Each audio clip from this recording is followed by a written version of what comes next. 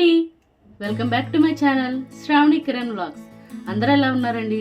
మేము చాలా బాగున్నాం. మీరు బాగుండాలని మనస్ఫూర్తిగా కోరుకుంటున్నానండి. ఈరోజు మరి ఒక వంట వీడియోతో మీ ముందుకు వచ్చానండి. అదే బెండకాయ ఎండ్రాయిలు. బెండకాయల్ని కోసి పెట్టుకున్నాను. ఎండ్రాయిల్ని కూడా తలకాయలు తోకలు తీసేసి శుభ్రం చేసి పెట్టుకున్నానండి. అలాగే ఉల్లిపాయ పచ్చిమిరకాయ కూడా కోసి పెట్టుకున్నాను. ఇప్పుడు వంట స్టార్ట్ చేద్దాము. వీడియోలోకి వెళ్ళే ముందు మన ఛానల్ ఇంకా ఎవరైతే సబ్స్క్రైబ్ చేసుకోలేదో ప్లీజ్ సబ్స్క్రైబ్ చేసుకోండి. నా వీడియోస్కి లైక్ చేయండి, షేర్ చేయండి, కామెంట్ చేయండి. ఇప్పుడు వీడియోలోకి వెళ్ళిపోదాం. ఇప్పుడు గిన్నె వేడైందండి. ఇప్పుడు 3 గంటలు నూనె పోసుకుందాము.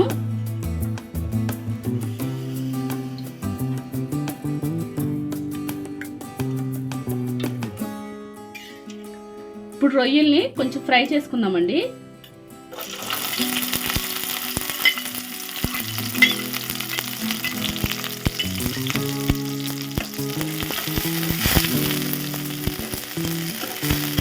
రొయ్యలు వేగినాయండి. ఇప్పుడు వీటిని ఒక గిన్నెలో తీసి పక్కన పెట్టుకుందాము.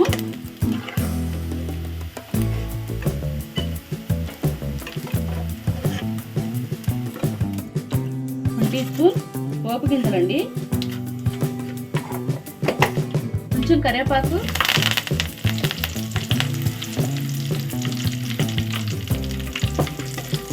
అలాగే ఉల్లిపాయ పచ్చిమిర్చి ముక్కలు కూడా వేసేసుకున్నాం.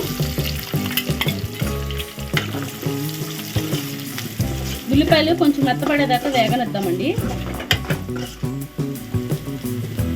ఉల్లిపాయ కొంచెం మెత్తపడిందండి. ఇప్పుడు ముందుగా కోసి పెట్టుకున్న బెండకాయలు ముక్కలు వేసేద్దాము.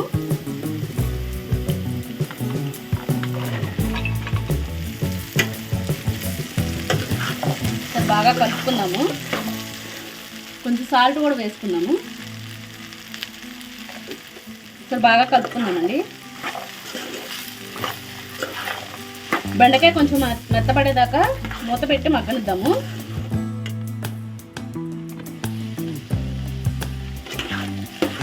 బెండకాయ కొంచెం మెత్తబడిందండి. ఇందులో ముందుగా వేయించి పెట్టుకుని ఎండ్రాయిల్ని కూడా వేసుకున్నాము.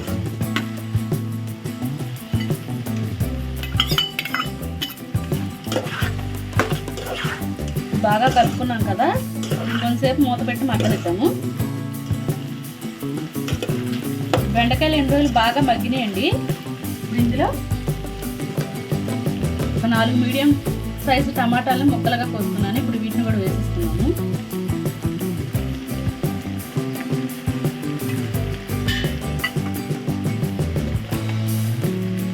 అలాగే కొంచెం పసుపు, కారం,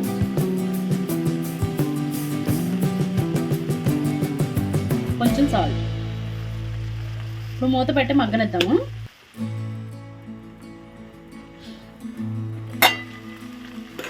బాగా కలుపుకుందామండి.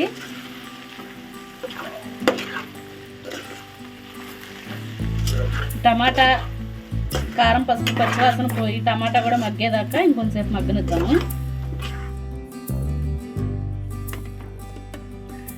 టమాటా వేసాక మగ్గిపోయిందండి. నూనె కూడా పైకి తెలియంది. కూర ఆల్మోస్ట్ అయిపోయింది అనమాట. ఇప్పుడు ఇందులో కొంచెం కొత్తిమీర వేసుకుందాము.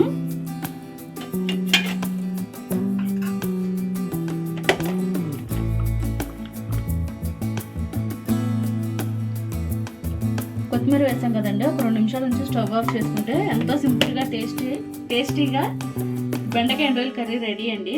ఈ కర్రీ మీలో ఎంతమందికి ఇష్టమో నాకు కామెంట్ చేయండి. రేపు మరి ఒక మంచి వంట వీడియోతో మీ ముందుకు వస్తానండి. బాయ్ అండి.